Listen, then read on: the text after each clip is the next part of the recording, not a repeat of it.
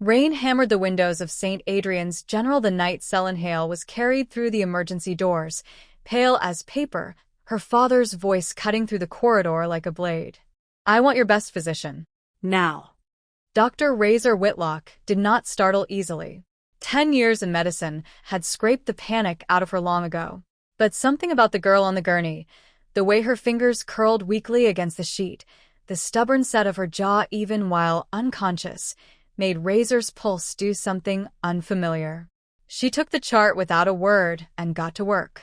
By the time Celyn woke, the storm outside had softened to a drizzle, and Razor was seated at her bedside, checking her pulse with 2 fingers pressed lightly to her wrist. Hazel eyes opened. "Found her.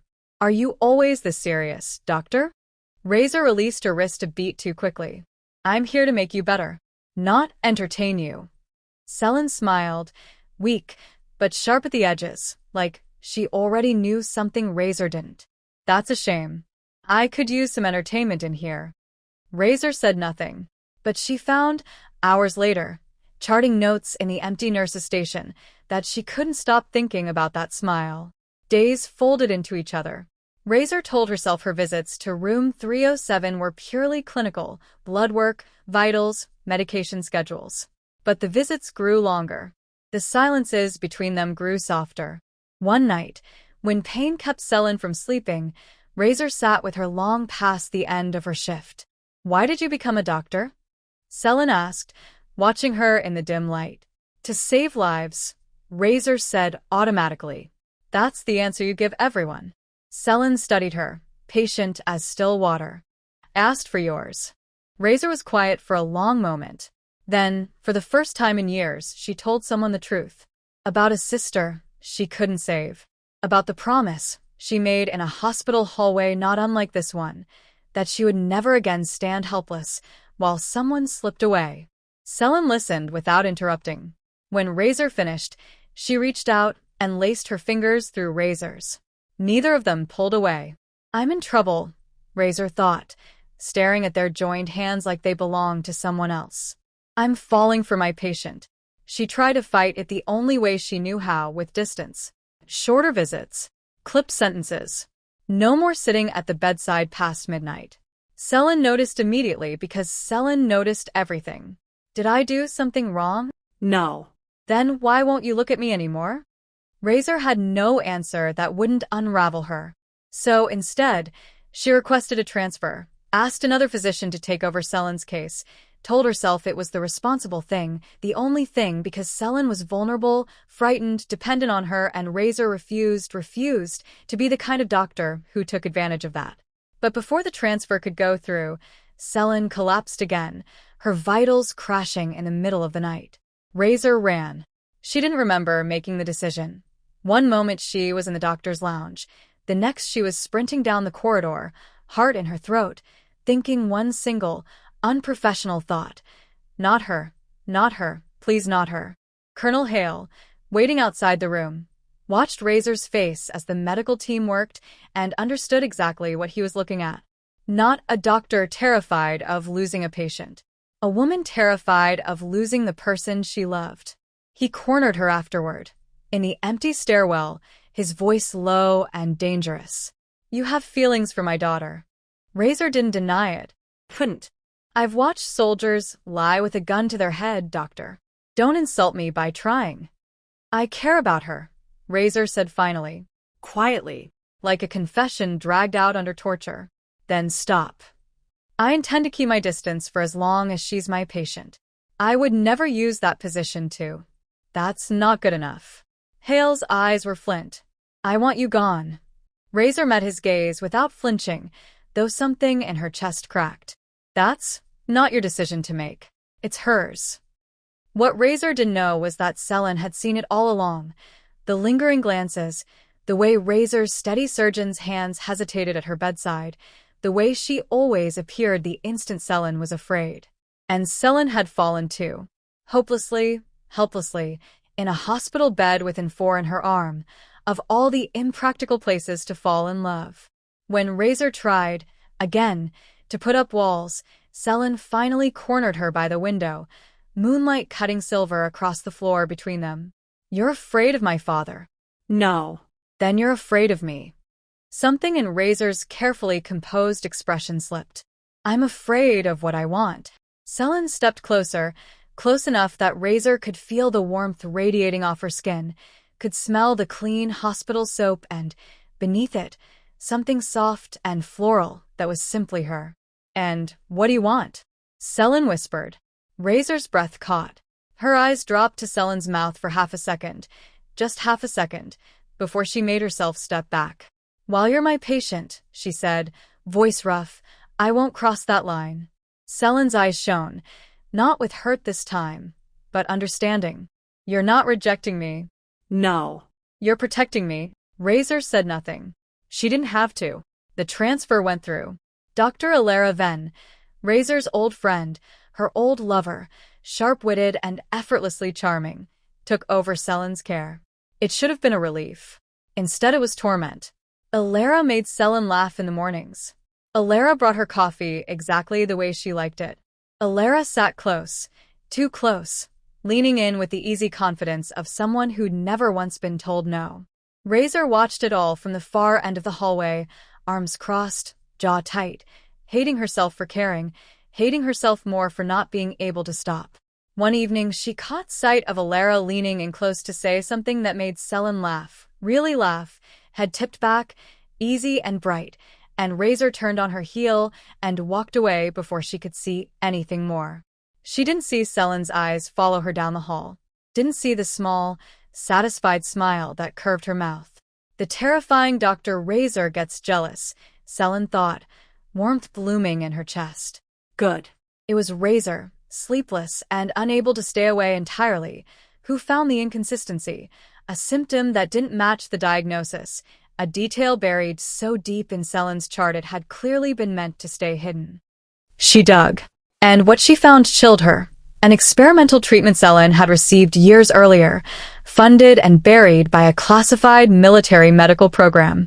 Colonel Hale had known, had hidden it. You withheld information that could have killed her, Razor said, fury shaking her voice for the first time since they'd met. I was protecting my country, Hale said, but there was no conviction left in it. Razor stepped closer, refusing to back down even from a man who could end her career with a phone call. She's your daughter before she's your country. For the first time, Colonel Hale had nothing to say. Someone had been accessing Celyn's sealed records. And someone had made sure the evidence pointed to Razor. Her license was suspended within the week. Her name dragged through hospital gossip and closed-door reviews. Celyn didn't believe it for a second. Her father did, or claimed to, and forbade Razor from coming anywhere near his daughter again. Razor obeyed. It nearly killed her to do it, but she obeyed. Celyn did not. For the first time in her life, she stood in her father's study and told him no. You've decided everything for me since I was a child. I kept you alive. No, Celyn said, voice trembling but unbroken. You kept me in a cage. And now you're trying to choose who I'm allowed to love. The words hit him like a physical blow. He said nothing. He didn't have to. His silence was answer enough. He'd known, on some level all along. The truth, when it finally surfaced, was worse than either of them expected. Celyn's body had reacted to the experimental treatment in a way that made her medically invaluable and dangerous to certain people who wanted the whole program and every trace of her file erased. Razor had gotten too close. That was why she'd been framed. Colonel Hale had a choice to make: protect the institution that had defined his entire life, or protect his daughter. He didn't hesitate long. He used every connection he had left to expose the cover-up. Razor's name was cleared within days. But the damage to Celyn's body had already been done. Before the correct treatment could begin, she collapsed again, worse this time. They wheeled her toward emergency surgery. Razor, no longer her physician, was the only person Celyn reached for. Razor caught her hand and held on like it was the only solid thing left in the world. You still haven't answered me, Celyn whispered, voice fading. Answered what? What do you want? Razor's eyes burned. For once in her life, she didn't hide behind clinical distance. You, she said. I want you. Only you. Celyn's mouth curved, Faint but real. Then wait for me. The doors swung shut between them. Razor waited in that hallway for 6 hours. Colonel Hale sat beside her at some point, and for once, the silence between them held no hostility, only a shared, aching fear. If she wakes up, he said finally, don't make her regret choosing you. It was the closest thing to a blessing he had ever given. She woke. Weeks of recovery followed, careful and slow, and Razor kept her distance the entire time, letting Celyn's new medical team do their work, refusing to complicate her healing. Then, one gray afternoon, Razor walked out of the hospital at the end of her shift and found Celyn waiting by the entrance, not in a gown, not tethered to an four-pole, just herself, in a soft green coat, hair loose around her shoulders. Hello, doctor. Razor's chest ached with how badly she wanted to close the distance between them. I'm not your doctor anymore. I know. Celyn stepped closer. That's why I'm here. Razor understood, all at once, that every reason she'd built to keep away was finally, blessedly gone. Celyn reached for her hand.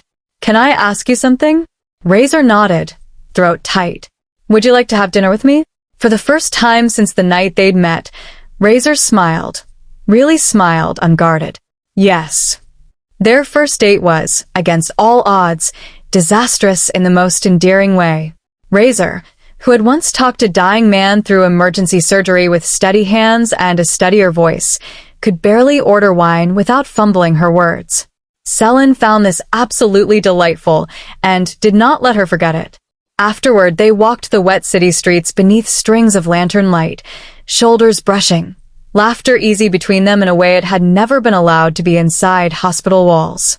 Celyn stopped beneath a lamp post, tugging Razor to a halt beside her. You know something?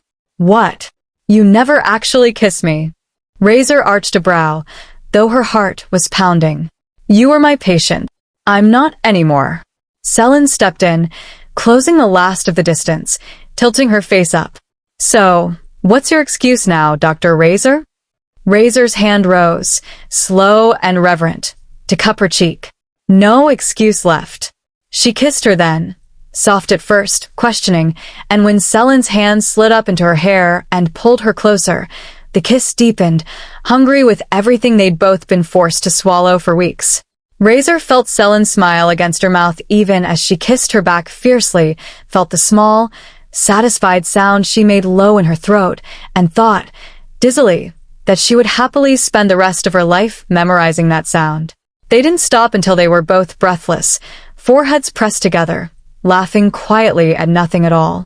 That night, back at Razor's apartment, the careful distance they'd both maintained for so long finally dissolved completely. There were slow hands and soft laughter, the hush of city light through half-closed curtains, Celyn's fingers tracing the line of Razor's collarbone like she was memorizing her, Razor's lips finding the curve of her throat, her shoulder, learning by heart every place that made Celyn's breath catch. It was tender rather than rushed, two people who had spent so long holding back finally allowing themselves to simply feel, unguarded, unafraid. Afterward, tangled together in the quiet dark, Celyn traced idle patterns over Razor's heartbeat and murmured, worth the wait. Razor pressed a kiss to her hair. Everything about you is worth the wait. Months later, Razor found herself at the Hale family dinner table, Colonel Hale watching her over his wine glass with an expression that hadn't entirely thawed. Could you two please stop looking like you're planning to kill each other? Celyn sighed. Hale calmly cut his steak. I don't dislike Dr. Razor. That's reassuring, Razor said dryly. Colonel Hale sat beside her at some point, and for once, the silence between them held no hostility, only a shared, aching fear. If she wakes up, he said finally, don't make her regret choosing you. It was the closest thing to a blessing he had ever given. She woke. Weeks of recovery followed, careful and slow, and Razor kept her distance the entire time, letting Celyn's new medical team do their work, refusing to complicate her healing. Then, one gray afternoon, Razor walked out of the hospital at the end of her shift and found Celyn waiting by the entrance, not in a gown, not tethered to an four-pole, just herself, in a soft green coat, hair loose around her shoulders. Hello, doctor. Razor's chest ached with how badly she wanted to close the distance between them. I'm not your doctor anymore. I know. Celyn stepped closer. That's why I'm here. Razor understood, all at once, that every reason she'd built to keep away was finally, blessedly gone. Celyn reached for her hand. Can I ask you something? Razor nodded, throat tight. Would you like to have dinner with me? For the first time since the night they'd met, Razor smiled. Really smiled, unguarded. Yes. Their first date was, against all odds, disastrous in the most endearing way. Razor, who had once talked a dying man through emergency surgery with steady hands and a steadier voice, could barely order wine without fumbling her words. Celyn found this absolutely delightful and did not let her forget it. Afterward, they walked the wet city streets beneath strings of lantern light, shoulders brushing, laughter easy between them in a way it had never been allowed to be inside hospital walls. Celyn stopped beneath a lamp post, tugging Razor to a halt beside her. You know something? What? You never actually kissed me. Razor arched a brow, though her heart was pounding. You were my patient. I'm not anymore. Celyn stepped in, closing the last of the distance, tilting her face up.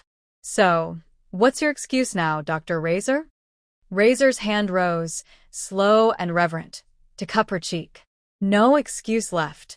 She kissed her then, soft at first, questioning, and when Celyn's hand slid up into her hair and pulled her closer, the kiss deepened, hungry with everything they'd both been forced to swallow for weeks.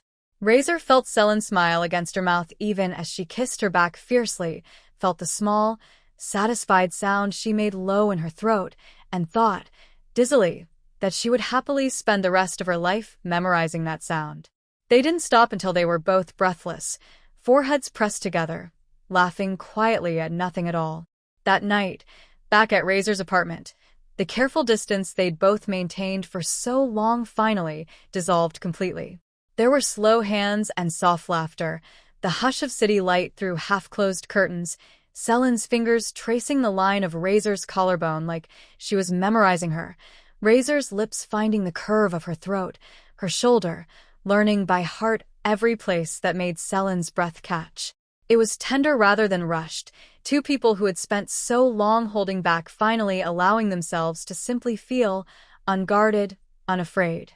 Afterward, tangled together in the quiet dark, Celyn traced idle patterns over Razor's heartbeat and murmured, "Worth the wait." Razor pressed a kiss to her hair. "Everything about you is worth the wait." Months later, Razor found herself at the Hale family dinner table, Colonel Hale watching her over his wine glass with an expression that hadn't entirely thawed. "Could you two please stop looking like you're planning to kill each other?" Celyn sighed. Hale calmly cut his steak. "I don't dislike Dr. Razor." "That's reassuring," Razor said dryly. He looked up, fixing her with a stare that could have stopped a battalion. "But if you break my daughter's heart, Dad." Razor met his gaze steadily. "You won't need to come after me." The table went quiet. Razor looked at Celyn, and something in her face softened completely. Because losing her would already be punishment enough. Celyn's cheeks went scarlet. Even the Colonel, for once, had nothing left to say. It was late that night, long after Razor had returned home, when her phone buzzed with a message from an unlisted number. An old photograph. Doctors in white coats, standing before machinery she didn't recognize, the date stamped in the corner, 26 years ago. Razor's blood went cold.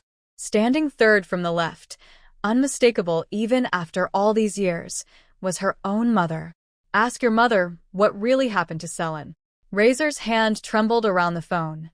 Slowly, she looked toward the bedroom, where Celyn slept peacefully, unaware that the story neither of them had chosen, the one that had brought them together in room 307 on a rainy night, had begun long before either of them was born. Their families, it seemed, had been tangled together for decades. And the truth was only just beginning to surface. Razor didn't sleep that night. She sat at her kitchen table with her phone face down, as if not looking at the photograph could undo having seen it. Her mother, Dr. Ines Whitlock, hadn't practiced medicine in over a decade. She'd retired quietly, moved to the coast, and never once mentioned a classified program, an experimental treatment, or a girl named Celyn Hale. By morning, Celyn found her still at the table, hollow-eyed, coffee gone cold. "You didn't come to bed," Celyn said softly, sitting across from her. Razor slid the phone across the table, without a word. Celyn stared at the photograph for a long moment. Then, quietly, "That's your mother?" "Yes." Razor. Celyn reached for her hand. "Whatever this is, we'll find out together." The coastal house was small, whitewashed, and smelled like salt and rosemary. Ines Whitlock opened the door already knowing, somehow, why her daughter had come. She looked between Razor and Celyn for a long moment, too long, before her composure cracked. "You should sit down," she said. Over tea neither of them touched. Ines told them the truth she'd buried for 26 years. The program hadn't been about weapons or intelligence, not really. It had been about children, the ones born with rare, unstable blood conditions, Celyn among the youngest patients ever accepted. Ines had been the lead researcher.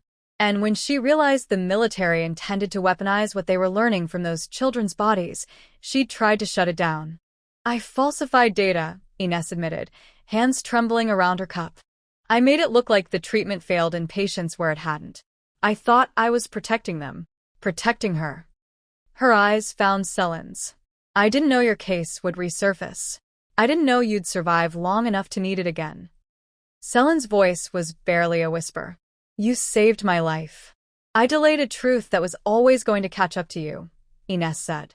"I'm sorry it caught up to you like this." Razor felt something in her chest unknot and tighten at once, relief and fury tangled together. "You could have told me. Would you have believed me if I'd told you 20 years ago that your future was already tied to a little girl in a hospital bed on the other side of the country?" Ines managed a tired, sad smile. Some things find their way to each other no matter how hard you try to keep them apart. They drove back to the city in silence, the ocean shrinking in the rearview mirror. Celyn broke it first. "Does it change anything, knowing this?" Razor considered the question honestly. "No," she said finally. "It explains why you unsettled me the moment I walked into your room. But it doesn't explain why I fell in love with the way you argue with me about medication dosages, or the way you steal the blankets, or the way you laugh at your own jokes before you finish telling them." Celyn's mouth curved. "I do not laugh at my own jokes." "You absolutely do. That's slander, Doctor." Razor reached over and laced their fingers together over the console. "Whatever connected our families 20 years ago, that's not us. We chose each other. That part's ours." Celyn lifted their joined hands and pressed a kiss to Razor's knuckles, eyes soft. "Ours," she agreed. That evening, back at the apartment, the weight of the day settled into something gentler. Celyn curled against Razor's side on the couch, half watching a film neither of them was paying attention to. "Thank you," Celyn murmured eventually, "for not running from this. From any of it." Razor tilted her chin up, studying her. The woman who'd once dared her, half-conscious and pale, to be entertaining, who'd fought her own father for the right to choose who she loved. "I ran from you once," Razor said. "It was the worst decision I've ever made. I don't intend to make it twice." Celyn kissed her then, slow and unhurried. No hospital walls or classified files or watchful fathers between them anymore. Just the quiet certainty of two people who'd already survived the hardest part. "Good," Celyn whispered against her lips. "Because I'm not going anywhere, Dr. Razor." Outside, the city hummed on, indifferent to old secrets finally laid to rest. Inside, something new and unguarded was only just Alara Venn had not called in 3 weeks. Then, on a gray Tuesday morning, she was waiting outside the hospital staff entrance, arms crossed, looking like she hadn't slept. "We need to talk," she said, before Razor could even set down her bag. "About the program." Razor's stomach dropped. "What do you know?" "I know your mother wasn't the only one who buried things." Alara glanced around the parking lot, lowering her voice. "There were other children in that program, Razor. Not all of them got out clean the way Celyn did. Some of them are still being monitored. Still being used." "Used how?" "I don't know exactly. But I pulled a thread I shouldn't have, and now people are asking questions about me. Alera's jaw tightened. I came to warn you, before I disappear somewhere quiet for a while. Celyn took the news standing at the kitchen window, arms wrapped around herself, watching the rain. There are others, she said slowly. Kids like I was. Alera thinks so. She doesn't have proof yet. Celyn turned, and there was something new in her expression, not fear, but resolve. The same stubborn set of the jaw Razor had noticed the very first night in room 307. Then we get proof. Celyn. I spent my whole life being protected from this, Celyn said. Kept in the dark for my own good, remember? I'm done being kept in the dark. If there are other kids out there who don't have a father with connections, or a doctor willing to fight for them, she stopped, steadying her voice. I want to help them. I have to. Razor studied her for a long moment, love and worry warring in her chest in equal measure. Finally, she crossed the kitchen and took Celyn's hands. Then we do it together. No more transfers. No more distance. Whatever this is, we face it side by side. Celyn's eyes softened. Together, she echoed. They brought it to Colonel Hale that weekend, half expecting resistance. Instead, he listened in grim silence, then set down his cup with the precision of a man used to giving orders. I have contacts who can quietly pull old personnel files, he said. People who owe me favors from before I retired. He looked at Razor, something almost like respect in his eyes now. You're certain about this? I'm certain, Razor said. Hale nodded once. Then I'll make some calls. He paused at the doorway, glancing back at his daughter. Celyn. Yes. Be careful. Both of you. A rare, small smile. I've only just gotten used to the idea of her. He nodded toward Razor. I'd rather not lose either of you now. It was, from Colonel Hale, practically a declaration of love. Much later, the apartment dark except for the lamp on the nightstand, Celyn lay curled against Razor's chest, tracing lazy circles over her collarbone. Are you scared? Celyn asked quietly. Yes, Razor admitted. Not for me. For you. I've spent my whole life being someone's patient, someone's daughter, someone to protect. Celyn tilted her head up, meeting Razor's eyes in the dim light. For once I want to be the one protecting someone else. Razor pressed a slow kiss to her forehead, then her temple, then finally her mouth, soft, lingering, full of everything she didn't have words for. Then I'll be right beside you, she murmured against her lips. Every step. Celyn smiled into the kiss, pulling her closer, and for a little while longer. The danger waiting outside their door could wait until morning point 3 days later. Colonel Hale arrived at their apartment with a manila folder and an expression Razor had never seen on him before, something close to grief. 7 names, he said, setting the folder on the table like it might bite him. 7 children in that program besides Celyn. 2 are confirmed dead, listed as unrelated complications. 3 are still being monitored under different medical aliases. The last 2, he hesitated. What? Celyn pressed. The last 2 are missing. Officially, they don't exist anymore. Celyn opened the folder with steady hands, though Razor could feel the tension radiating off her. Photographs. Case numbers instead of names. A boy, maybe 8, with the same unusual note in his chart Celyn's had carried, anomalous regenerative response. They were just kids, Celyn said quietly. Yes, Hale said. And someone decided their bodies were more valuable than their lives. Alera reappeared 2 nights later, slipping into the apartment through the back stairwell like she'd rehearsed the route. She looked thinner, jumpier, but her eyes were sharp. I found one of them, she said without preamble. One of the missing 2. A woman, 24 now, living under the name Mira Sato. She's being kept at a private wellness facility, 2 hours north. Officially a voluntary long-term patient. Alera's mouth twisted bitterly. Unofficially, I think she's a prisoner. Can we get to her? Razor asked. Maybe. But whoever's running this isn't going to let a stranger walk in and start asking questions. Alera looked between Razor and Celyn. But a doctor performing a routine consult, accompanied by a very concerned family friend making a donation to the facility. That might work. Celyn's chin lifted. I can be a very concerned family friend. Razor caught her hand. Celyn. I'm not asking permission, Celyn said, gently but firmly. I told you. I'm done being protected from my own life. Razor looked at her for a long moment, then nodded, something fierce and proud rising beneath the worry. Okay, together. The Aldermere Wellness Center sat behind manicured hedges and a wrought iron gate, all soft lighting and softer smiles designed to disguise exactly what it was. Razor, in a borrowed blazer and consultant's badge Alara had somehow procured, walked the halls with practiced calm.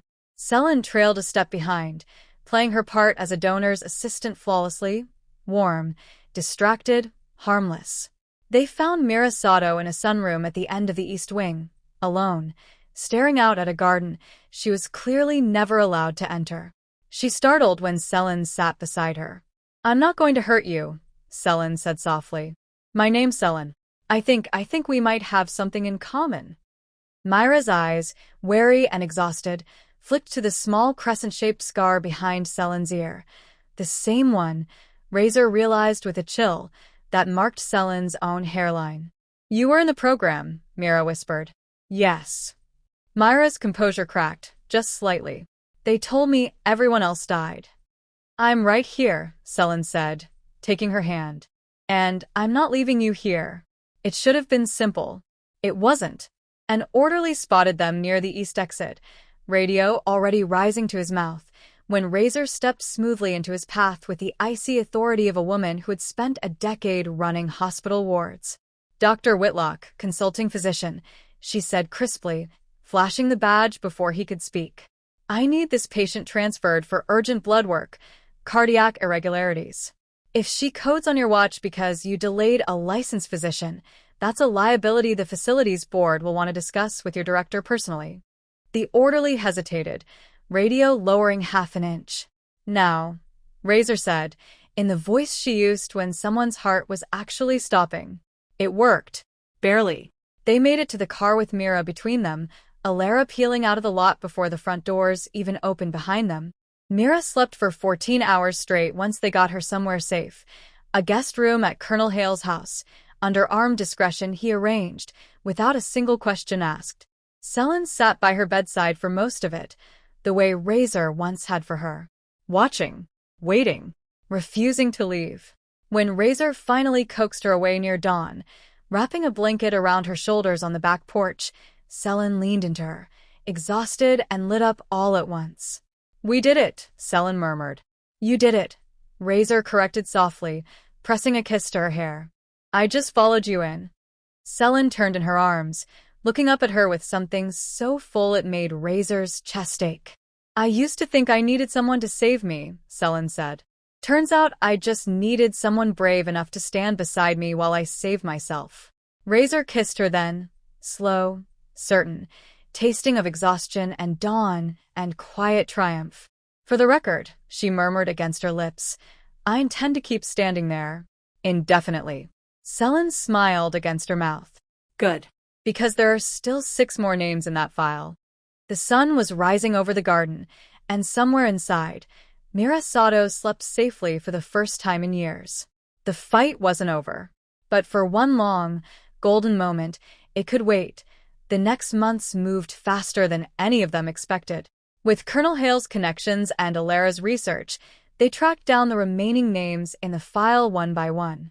2 more survivors were found, a set of twins living quietly under assumed identities in a fishing town up north, so well hidden that even Hale's contacts nearly missed them. Reunited with Mira, the 3 of them formed the beginning of something like a family none of them had chosen, but all of them needed. The 2 confirmed deaths turned out to be exactly what they'd feared, not accidents, but the program quietly erasing evidence of its failures. Armed with Ines Whitlock's original falsified records and her willingness, finally, to testify, Colonel Hale built a case that reached far higher than anyone anticipated. A military tribunal. Resignations. Careers ended in disgrace. Justice, imperfect but real. Alara, restless as ever, took a position helping oversee the survivors' long-term care. The first time Razor had seen her commit to anything for longer than a season. "Someone competent has to keep an eye on all of you," she said, though the fondness in her voice gave her away. Ines Whitlock testified before the tribunal in a quiet, steady voice, and afterward, for the first time in years, mother and daughter sat together on the porch of the coastal house and simply talked, not as doctor and doctor, or even mother and daughter exactly, but as two women finally free of a secret that had shaped both their lives. "I'm proud of you," Ines told her. "Not for the medicine. For choosing to protect people even when it cost you something." "I learned that from someone," Razor said, glancing toward the house, where Celyn was laughing with Mira in the kitchen. Ines smiled. "I imagine you did." At a small dinner months later, Mira and the twins included, Alara arguing cheerfully with Hale about wine pairings, Ines quietly delighted to be there. The colonel stood and raised his glass. "I spent most of my life believing love was a weakness to be managed," he said. "I was wrong." He looked at Razor, and there was no hesitation left in his eyes at all. "Welcome to the family, Dr. Razor." Celyn's hand found Razor's under the table, squeezing tight. Later that night, on the balcony overlooking the city, Celyn leaned into Razor's side, watching the lights flicker below. "We actually did it," she said softly. "All of it. We did." Razor pressed a kiss to her temple. "Though I suspect this isn't really an ending. Just the part where the story gets quieter." Celyn turned, looping her arms around Razor's neck. "I like quiet, as long as it's quiet with you." Razor kissed her, unhurried, certain home. "Then that's easy," she murmured. "I'm not planning on being anywhere else." Below them, the city hummed on, unaware of everything it owed to a doctor and a patient who had once been forbidden to love each other and chose to anyway.